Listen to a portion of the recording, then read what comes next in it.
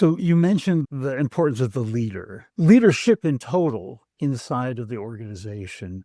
What's their role in helping to create and perpetuate this kind of a culture that you're talking about?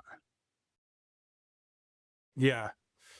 Ooh, that is a big one. I think that first and foremost, whatever culture you're trying to nurture or perpetuate, you have to embody that first. You can say whatever you want to, but if you're not trying the best that you can to uphold the things that you're saying, then your employees probably aren't going to do that either. And I think the other thing is, and this is a mistake that a lot of new leaders make, I think, is leaders don't always have the answers. I think what folks are looking for is authenticity from their leadership. You're not always going to have the answer. It's okay to say that. I mean, I can't count the number of times that I've got my team in a room and said, "Hey guys, here's the problem. I don't know how to solve this. I'm not really sure how to go forward. Can we brainstorm this thing and just try to figure it out together?" So I think the vulnerability, the collaboration, trying to embody to the best of your ability the things that you say are important. And I think the other thing is eventually as a leader, the rubber is going to hit the road and you're going to have to put your money where your mouth is, so to speak. I think of a situation we had somebody who was a very high performer, was a pain in the butt to work with. Nobody really wanted to be around this guy, if I'm honest.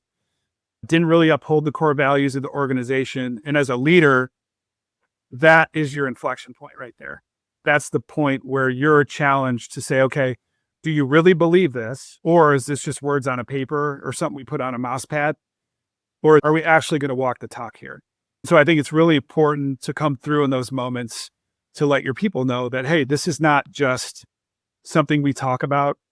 This is something that we are committed to. And we want to make sure that everybody is aligned in terms of trying to live those guiding principles or those core values to create the best culture possible. And you used in a past conversation, you emphasize trust and in building trust. And how does everything that you're talking about here creates trust in that if the leaders are the role models of the culture themselves, you can trust in it, you can rely on it. It becomes a differentiator for where you want to work and how you work and all the things that we've been talking about here. So I just wanted to say that there's a strategy that has to be in place. Who owns the culture? Who owns the strategy? Who owns managing it? Whose responsibility is it to make sure that we're fostering our culture correctly? Well, I think it looks different within different organizations, depending on how big they are, how they're structured. I've always been a firm believer, and this is my experience, that culture comes from the top down. It does not come from the bottom up. It has to be communicated clearly and perpetuated from the highest levels of the organization, and then to have everybody aligned underneath those individuals. If you think about an organization where you may have folks all the way up to the director or VP level being very good stewards of the culture, but certain folks within the C level feel like that doesn't apply to them for whatever reason, then everything rings hollow that the other people do. So that would be my answer, is the very, very top levels of the organization is where that culture should come from. So when a culture is working right, it's embodied by the organization. You talked about how it can cut through chaos, like organizational chaos. Obviously, we don't want organizational chaos. So what I'm wondering is, how do you see the culture kind of helping us avoid that organizational chaos? Well, I think that if you have a strong culture and folks are aligned around a organizational objective, we've talked about that a little bit too.